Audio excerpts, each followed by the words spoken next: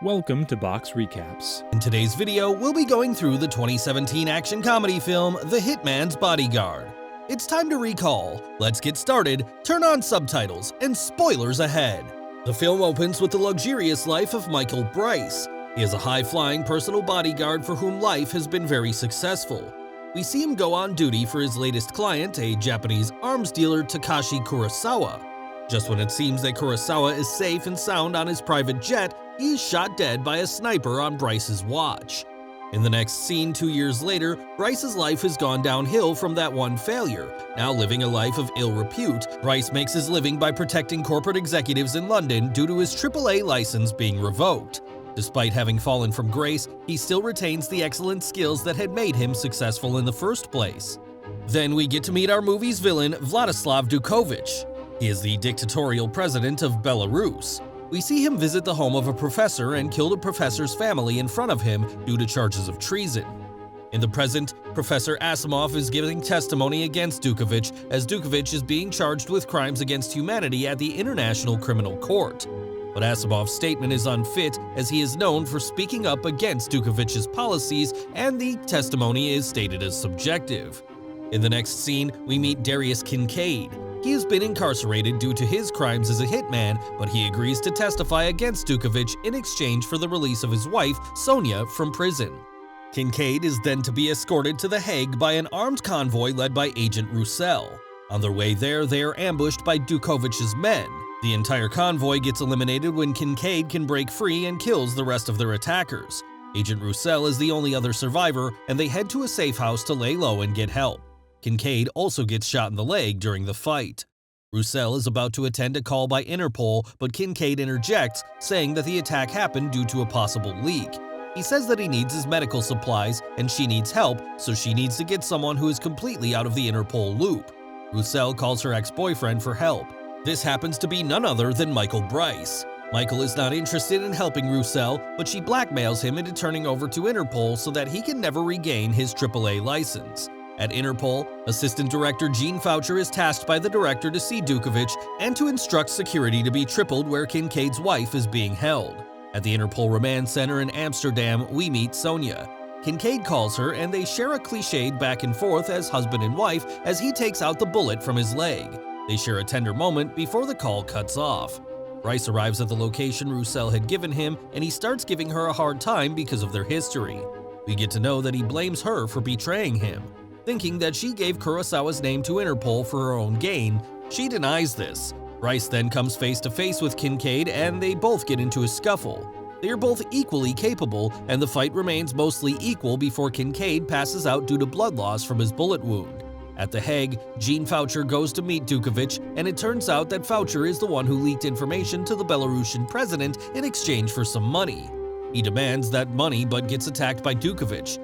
Dukovich tells him that he will be paid in full when Kincaid is dead. Michael is being supremely prissy to Roussel, asking her why in the world she is nursing a murderer. He also says that Kincaid had tried to kill Bryce 28 times. She tells him that he is a witness and she has to get him to The Hague, otherwise Dukovich will be back in power. Roussel promises him his elite status if he does this for her and that he'll never hear from her again. Bryce agrees and she leaves. Foucher is on a call with the Interpol director Renata Casoria when he overhears some information that leads him to believe that Kincaid must be at the Interpol safe house. He immediately relays this information to Dukovich. At the safe house, Bryce and Kincaid are surrounded by both Interpol and Dukovich's men. Bryce tries to escape more subtly, but Kincaid steps ahead and alerts everyone to their location.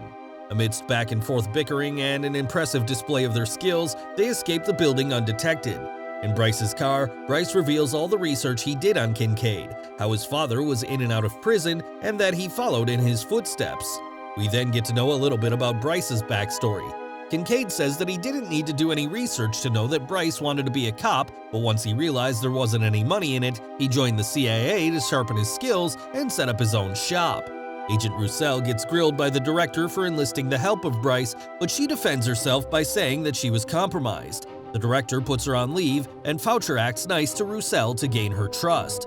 Bryce and Kincaid ditch Bryce's car because it would have been tracked by Interpol by now. They steal a car and have another conversation. This time, we get to know how someone of Kincaid's caliber, for the lack of a better term, got caught. He tells him that he got caught because they trapped him by lying about his wife being in an accident. They also talk about the difference in the approaches to life. Bryce is all about logic and safety, while Kincaid is impulsive and brash. Bryce tells him that he has never been shot, but Kincaid doesn't believe him. Bryce tells him that he is careful like that. Kincaid then asks him if he has ever taken a bullet for a client. Bryce says he had never had to because he was careful. Kincaid says that if he was paying AAA rates, he would expect his bodyguard to take a bullet for him if need be. We see an Interpol agent asking Sonia for any information she can give on her husband's location. They say it is for his own good and safety. Hearing that, she bursts out laughing. Sonia tells him that he is the most unkillable man ever. Back with Bryce and Kincaid, Dukovich's men can follow the signal from a phone Darius had picked up. The two can kill the men, but Bryce starts going off on Kincaid for being so careless. They are now forced to walk on foot. During their walk through a cow pasture, Kincaid tries to pry into the whole thing with Bryce and Amelia Roussel, but Bryce refuses to indulge him. Kincaid tells him the story of how he met his wife Sonia. A man was harassing her, and she took him and his friends down single-handedly in what Kincaid calls the greatest display of violence and beauty. Meanwhile, a van drives past them and they can hitch a ride to Amsterdam. While on the ferry to the Venice of the North, Bryce asks Kincaid if he really thinks he is one of the good guys. Kincaid tells him about his first contract. He was 16 or 17, and a man broke into the church and slaughtered the priest. He says that the Bible tells people not to take revenge, that God will do that for them. But Darius was not prepared to wait that long and took matters into his own hands. He killed the man. Once in Bryce's safe house in Amsterdam, Bryce calls Roussel to tell her that he is going to bring Kincaid to court in about 2 hours. He also tells her that he forgives her, which makes her angry, and she hangs up. Bryce realizes that under the pretense of a shower, Kincaid has escaped. He finds him outside buying flowers and follows him. Along the way, taking care of Dukovich's men who are following Kincaid as well. Kincaid drops the flowers for his wife in front of a clock tower, and Bryce catches up to him. They get talking about women again when Bryce mentions how Amelia exposed his client Kurosawa and Interpol got to him. Kincaid starts laughing. He says he thought Bryce knew that it was him who got Kurosawa through sheer luck.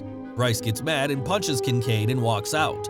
Outside, he gets drunk and starts talking to the barkeep, while Dukovich's men spot Kincaid and start pursuing him. After a monologue, Bryce finally gets up and joins the chaos erupting around him. There is an exciting scene full of chases and action sequences. Kincaid gets into a motorboat in a canal, and he is chased by both Interpol agents as well as the bad guys working for Dukovich. Bryce shows off his skills while pursuing them on a bike. Bryce helps Kincaid escape, but gets captured himself. While he is being tortured for Kincaid's location, Kincaid arrives and saves Bryce. On their way to The Hague, Kincaid apologizes for everything, but Bryce admits that he has been wrong to blame others for things going wrong in his life. While Bryce calls Amelia to apologize this time, they are attacked once again. Bryce gets thrown out of the car due to not wearing a seatbelt, and they are separated. During this, Amelia is on a call and Darius tells her that Bryce really loves her. Kincaid and Bryce unite after another thrilling action sequence and make it to court with just a few minutes left of the deadline. The judge agrees to hear Kincaid's testimony. The lawyers ask him if he is Darius Kincaid, to which he says no. Kincaid was his stepfather's name. His real name is Darius Evans. His father was a preacher who was killed in his own church. We then get to know that the story Darius told Bryce about his first contract was actually to avenge his dead father. They ask him if he has ever worked for Dukovich, which he denies. He says that he met him once. Dukovich invited him to his palace and offered him a contract, which was to kill a political rival exiled to the UK. They ask him if he took the job, and he says no. He says he refused because while he was there, he saw Dukovich order village people to be killed. He says he does not believe in killing innocents. He then gives them proof in pictures by telling them to access a site. The court is shocked to see cold-blooded proof of Dukovich watching innocents being killed. As the judge calls for order, Dukovich nods to one of his men. He then stands up to confess. Meanwhile, Boucher gets a text message which says he will pay painfully for his failure. Boucher gets up to leave, but Roussel notices his odd behavior. She is suspicious and follows him out. While Dukovich makes a scene about not accepting any authority higher than himself, we see an alternative plan being carried out. A large container containing explosives barrels down the road towards the court.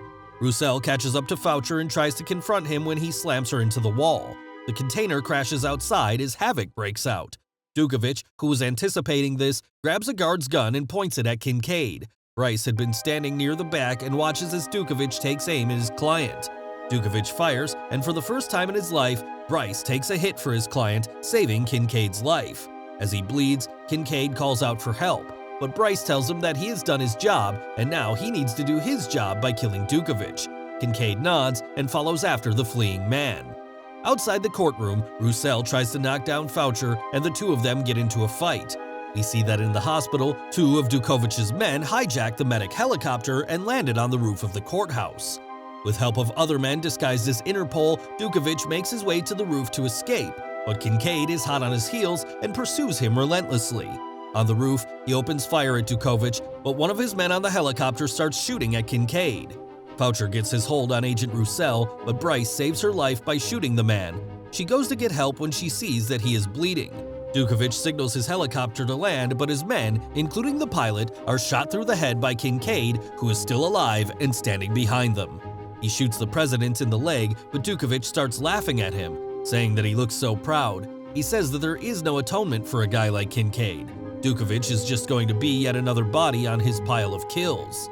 After he has finished taunting, Kincaid bursts out laughing. He says he isn't looking for any sort of redemption, that Dukovich messed up when he shot Kincaid's bodyguard.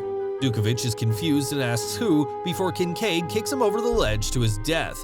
The crowd below cheers when they see the Belarusian president dead, and Kincaid goes inside to be arrested. Interpol's director tells him that their deal is still strong as Kincaid held his end of the bargain.